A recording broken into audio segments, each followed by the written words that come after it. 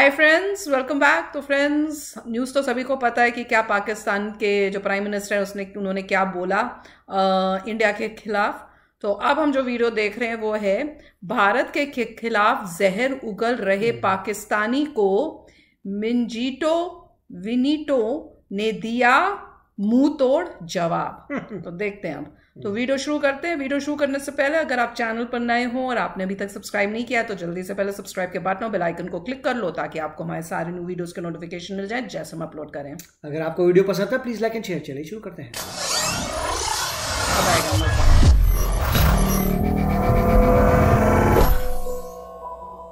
that the Prime Minister of Pakistan has chosen the platform of this August Assembly to make false accusations against India. Bharat को कोसने का पाकिस्तान कोई मौका नहीं छोड़ता।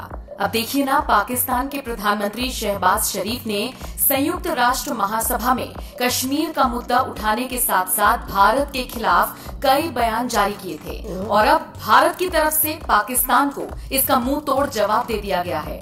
और शायद ये जवाब पाकिस्तान के लिए जरूरी भी था, क्योंकि एक तरफ पाकिस्तान आर्थिक तंगहाली से जूझ रहा है, बाढ़ के कारण वहां के हालात खराब हैं और अगर उसे उम्मीद है तो सिर्फ भारत से है, लेकिन अगर मंच पर बोलने की बात आती है तो यहाँ पर पाकिस्तान का ईगो जवाब दे जाता है और वो भारत के खिलाफ जहर उगलने का काम शुरू कर देता है। खैर, भारत की तरफ से भी यूएन में जबरदस्त तरीके से पाकिस्तान को जवाब दिया गया। संयुक्त राष्ट्र में भारत के प्रथम सचिव मिजीटो विनीटो ने शांति और सुरक्षा का हवाला देते हुए पाकिस्तान को करारा जवाब दिया। उन्होंने कहा, शांति और सुरक्षा तभी होगी जब सीमा पार आतंकवाद खत्म हो जाएगा। अपने जवाब में भारतीय राजनयिक मिजीटो विनीटो ने भारत के खिलाफ झूठे आरोप लगाने से पहले पाकिस्तान को आत्मनिरीक्षण करने की याद दिलाई। विंटो ने दो टूक शब्दों में कहा, जम्मू कश्मीर पर दावा करने के बजाय इस्लामाबाद को सीमा पार आतंकवाद को रोकना चाहिए। मिजीटो यही नहीं रुके, उन्होंने आगे कहा, जब अल्पसंख्यक समुदाय की हजारों की संख्या में युवा महिलाओं का एसओपी के रूप में अपहरण कर लिया जाता है तो हम इस बारे में क्या निष्कर्ष निकाल सकते हैं। उन्होंने पाकिस्तान के तमाम बयानों को गलत करार दिया।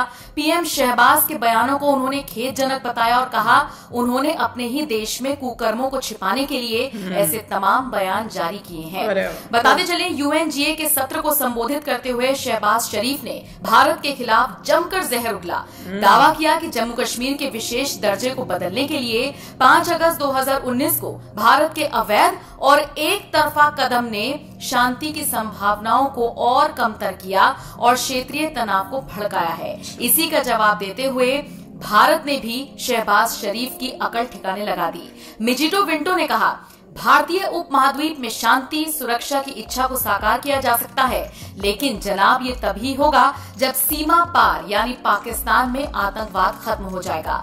सरकार अंतर समुदाय और उनके लोगों के साथ साफ हो जाएगी जब अल्पसंख्यकों को सताया नहीं जाएगा। That the Prime Minister of Pakistan has chosen the platform of this August Assembly to make false accusations against India. He has done so to obfuscate misdeeds in his own country and to justify actions against India that the world considers unacceptable.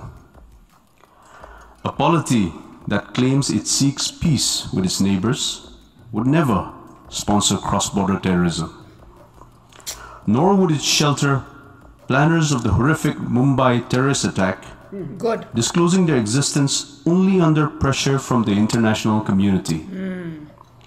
Such a country would not make unjustified and untenable territorial claims against neighbors. It would not covet their lands and seek to illegally integrate them with its own. But it is not just about the neighborhood that we have heard false claims today. It is about human rights, about minority rights, and about basic decencies. Very good. Basic decencies. When young women in the thousands from the minority community are abducted as an SOP, what can we conclude about the underlying mindset? Mr. President, the desire for peace, security and progress in the Indian subcontinent is real. It is also widely shared and it can be realized. That will surely happen when cross-border terrorism ceases, When governments come clean with the international community and with their own people, when minorities are not persecuted, and not least, when we recognize these realities before this assembly.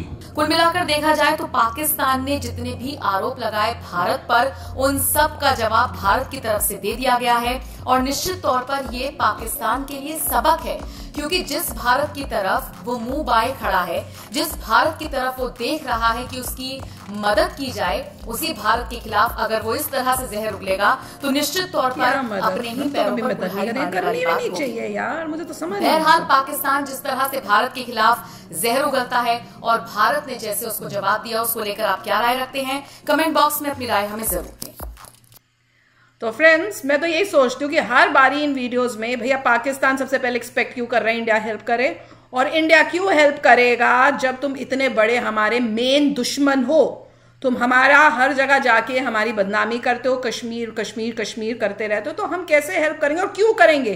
क्योंकि वो पैसा हमारा है, हमारे लोग जो Indians है उन्होंने अपनी मेहनत से उसको कमाया है, वो जाके एनिमी कंट्री को क्यों देंगे, चाहे कितनी भी उनकी प्रॉब्लम हो। मुझे समझ नहीं आता कि इस टाइप की बातें की भी क्यों जाती हैं। हर एक इंडियन के दिल में होना चाहिए कि भैया क्यों पाकिस्तान की हेल्प होगी, नहीं होगी, ये हमारा पैसा है, हमने मेहनत से कमाया है, हम दुश्मन देश को क्यों देंगे जो हमारे जो सोल्जर्स हैं उनको शहीद करता है, हमारे साथ लड़ाई करता है। मुझे तो कोई बात ही समझ नहीं आती है। बिल्कुल एक एक इंडियन के दिल में होना चाहिए कि हमने बॉयकॉट करना है पाकिस्तान को और पाकिस्तानीज को, ना हमने उनसे कोई इंटरेक्शन रखना है, ना हमने हेल्प करनी है। तुम हमारी एनिमी हो। अगर हमारी रिलेशनशिप्स अच्छी होती, कंट्रीज की, दोनों कंट्रीज की रिलेशनशिप अच्छी होती, तो हम समझ सकते हैं। तुम कहां से हमारे भाई हो जाओगे? भाई नहीं हो सकते। वो बहुत ही क्लियर होना चाहिए। पर आंसर बहुत अच्छा दिया है, पर मैं कहूंगी एंड रिजल्ट कुछ नहीं है, क्योंकि हर मीटिंग में पाकिस्तान आके ऐसे ही बोलता है, हर मीटिंग में उनको जवाब देते हैं। मेरे ख्याल से इसमें एक और ऐड हमेशा करना चाहिए। जब ये इस टाइप के बोलता है पाकिस्तान, उनको बोलो कि इंडिया के अकम्पलिशमेंट्स क्या हैं, वर्ल्ड की तरफ हम क्या क्या काम करते हैं, हमने कोविड के टाइम में ये किया, हमने ये किया, ऐसे अपनी अकम्पलिशमेंट्स जो वर्ल्ड में कर रहे हैं, हम दूसरों की हेल्प ये किया है। अब तुम एज पाकिस्तान बताओ, तुमने वर्ल्ड के लिए क्या किया सिवाय पैसे मांगने के, और आज भी तुम मांग ही रहे हो। तो ये बताना चाहिए इनको। बेइज्जती थोड़ी मेरे ख्याल से और स्ट्रांगली करनी चाहिए, क्योंकि वो कुछ ज्यादा बोल रहे हैं और हद से ज्यादा है। देखिए, इसमें पॉइंट ये है कि क्लैरिटी नहीं है कि जब उनके पीएम ने ये सब बोला था, उसके बाद क्या आप बोलते हैं इंडिया को कि India can respond at the same time? हाँ, तो वही। हाँ, और क्या वो जो रिस्पॉन्ड कर रहे थे तो उनके पीएम वहां बैठकर सुन रहे थे कि नहीं? I don't think. एक तो ये है कि वो उन्होंने बोला, उसके अगले दिन जो है आप रिस्पॉन्ड कर रहे हैं और वो लोग नहीं होंगे वहां पे। दूसरा है कि यूनाइटेड नेशंस रूल बनाए, अगर आपने किसी क्रिटिसिज्म की और दूसरा बंदा बोलता है I would like to respond, तो वहीं पर ही हमारा रिप्रेजेंटेटिव उसी वक्त रिस्पॉन्ड करेगा और आपको सुनना पड़ेगा। और जो यूनाइटेड नेशंस का था कि कोई भी सीट यूएन में खाली नहीं होनी चाहिए। अगले दिन अगर कोई रिस्पॉन्स देने जा रहा है और कोई ज्यादा ना हो तो उसका कम इफेक्ट पड़ता है कि सारी सीटें खाली है, जिसको आना आ रहा है। वैसा नहीं होना चाहिए। तो मेरे ख्याल से यूनाइटेड नेशंस में बहुत चेंजेस चाहिए। इसीलिए अगर इंडिया को परमानेंट मेंबर बनाएंगे तब चेंजेस उनको प्रॉपर नजर आएंगे कि 100% अटेंडेंस चाहिए। आप नहीं आ सकते, अपने रिप्रेजेंटेटिव को भेजिए, खाली सीट नहीं होनी चाहिए। अगर खाली सीट तो नेक्स्ट मीटिंग में तुमको इनवाइट नहीं कोई किसी बुरा बोल रहा है उसी वक्त दूसरे को पूरा होना चाहिए कि मैं रिस्पॉन्ड करूंगा, या वो बोल सकता है मैं कल रिस्पॉन्ड करूंगा, क्योंकि पहले वाले ने लिखने में तो बड़ा टाइम लगा लिया अपने स्पीच को, तो रिस्पॉन्ड वाला उसी वक्त क्यों करे? एग्जैक्टली। रिस्पॉन्ड वाला बोले मैं अगले दिन रिस्पॉन्ड करता हूँ, और तब आपको आना पड़ेगा। जो बोला, जिसने बोला था वो बैठे यहाँ पर। ऐसा कुछ चेंजेस होने चाहिए यूनाइटेड नेशन में, तब पता लगेगा कि भरी हुई सीटें हैं, एक का रिस्पॉन्स चालू हो रहे हैं। ऐसे हर कंट्री का होगा, एक कंट्री ने बोला दूसरी कंट्री का रिस्पॉन्स दे है, सुनो बैठ के फिर उस चीजों को। आइडिया तो अच्छा, यही होना चाहिए।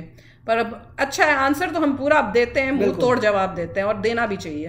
तो चलो फ्रेंड्स, चलते हैं, मिलेंगे नेक्स्ट वीडियो में बहुत ही जल्द। Till then take care and bye bye. तो अगर आप मेरे इस चैनल पे नए हो तो जल्दी से सब्सक्राइब के बटन को हिट करो और बेल आइकन को क्लिक करो, ताकि आपको मेरा जब नया वीडियो मैं लगाऊं आपको उसके बारे में जल्दी से पता चल जाए।